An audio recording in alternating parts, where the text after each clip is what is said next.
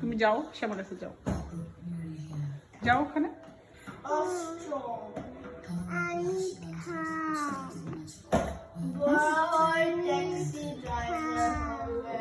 বড় হয়ে taxi driver হবে। আর তুমি কি হবা? হ্যাঁ,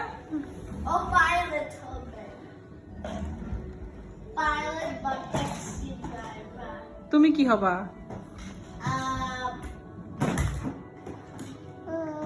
হ্যাঁ,